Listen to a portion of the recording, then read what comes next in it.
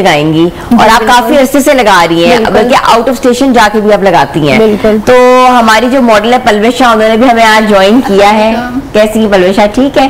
तो पलवेशा को आप मेहंदी लगाएं साथ साथ, और मुझे बताएं कि इनके हाथ देख के मेहंदी लगाई जाएगी या नॉर्मली जो ट्रेंड चल रहा है उसको फॉलो किया जाता है? ट्रेंड तो आजकल ज्यादातर जो ब्राइड्स हैं वो मिनिमल भी लगवाती हैं डिजाइन, ताकि उनके हाथ अच्छे लगें।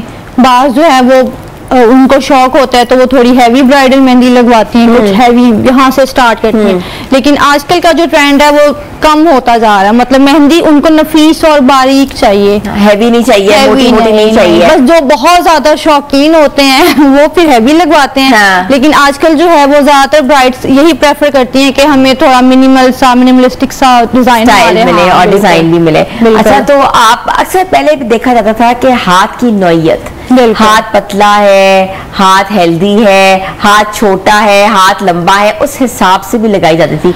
अभी भी देखा जाता है?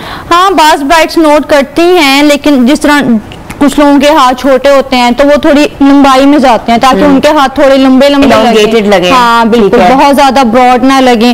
और जिनके हाथ थोड़े पतले होते हैं वो थोड़ी हैवी लगवाते हैं ताकि उनके हाथ थोड़े भरे भरे लगे और मेहंदी खूबसूरत लगे। अच्छा अरूज, पलवेशा का आपने हाथ देखा, पलवेशा हाथ रखो साथ और आप देखिए कि इनके हाथ पे क्या डिजाइन सूट करेगा। इनके हाथ पे इनका बारात के लिहाज से जो है वो आजकल अगर हैवी लुक में जाएं तो वो वी शेप में आजकल बहुत स्टाइल इन है, वो भी अच्छा लगेगा। अगर ये मंडाला स्टाइल में जाती हैं तो वो भी बहुत अच्छा लगेगा। Mandala style? मंडाला, अच्छा वो क्या होता है? मंडाला वो गोल टिक्की स्टाइल जो होता है, मंडाला स्टाइल कहते हैं। अच्छा, और इसके साथ साथ कौन सा अरबिक स्टाइल भी होता है? अरबिक स्टाइल होता है, इंडियन होता है, सुडानी होता है, मोरक्कन स्टाइल होता है। अच्छा, बहुत स्टाइल्स के बारे में पता है आपको। तो आप इनको मेहंदी साथ साथ स्टार्ट करें और हम अपने व्यूअर्स को एक एक स्टेप दिखाते हैं, क्योंकि अक्सर लोग जो मेहंदी है वो समझते हैं कि ये लड़कियों का फंक्शन है, लड़कियां आपस में बैठ के भी पूरे खानदान को लगा रही होती हैं और पूरा कहते हैं ना कि रौनक जो है घर की वो दोबाला हो जाती है जब घर की बच्चियां जो है इकट्ठी होकर अपनी सहेलियों को दावत देती हैं और मेहंदी के डिफरेंट स्टाइल्स लगा रही होती हैं। ब्लैक मेहंदी भी बहुत इन होती है। अरूज मुझे साथ साथ बताओ, रेड भी मेहंदी होती है, ब्लैक भी होती है, इसके और कौन कौन से कलर्स होते हैं मेहंदी के? इसके अलावा व्हाइट मेहंदी भी होती है, ब्लैक भी होती है और आप कलरफुल मेहंदी भी आप यूज कर सकते हो, लेकिन मोस्टली जो है वो नॉर्मल मेहंदी ही यूज होती है। मेहंदी की भी 2 टाइप्स होती हैं, एक ऑर्गेनिक हिना होती है, एक इंस्टेंट वाली होती है जो मैं लगा रही हूँ। इसकी जो स्मेल होती है ना, उससे अक्सर मर्द हजरात जो है ना घर से भाग जाते हैं। वो कहते हैं इसकी जो फ्रेग्रेंस है ना वो हमें कहीं ना कहीं नजर ना आए।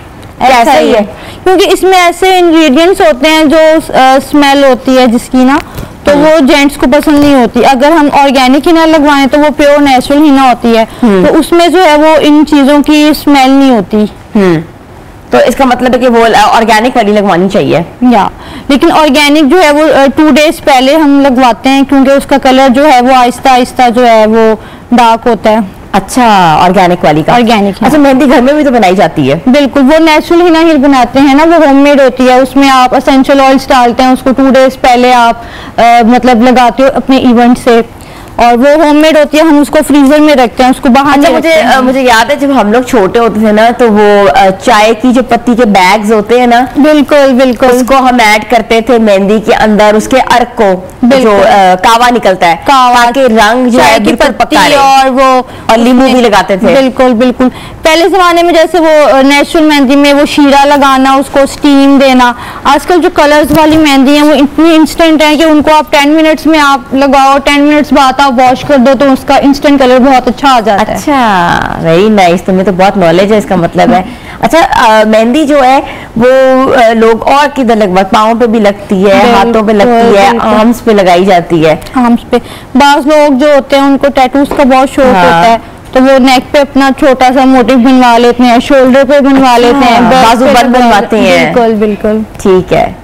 तो मेहंदी जो है मैं भी बिल्कुल देख रही हूँ, बल्कि मैं दूर बैठी हूँ, मगर मुझे स्क्रीन पे नजर आ रहा है कि मेहंदी जो है बड़ी बारीक आप लगा रही हैं अरूज। और दुल्हनों की क्या डिमांड होती है आजकल? वो जो बड़े बड़े म्यूरल्स चल रहे हैं जिसमें दुल्हा दुल्हन बैठे हुए बग्गी के ऊपर और पूरे पूरे म्यूरल्स बन रहे हैं, वो भी तो आजकल डिजाइन है। वो भी है, लेकिन वो हम लोग जो हैं वो ज्यादातर हमारे इस्लामिक कंट्रीज में जरा कम नहीं लगते। वो ज्यादातर इंडियंस होते हैं, वो जो राजा रानी और पोर्ट्रेट्स वगैरह बनवाते हैं, जैसे वो एलिफेंट हो जाता है, पीकॉक होता है, इस तरह का।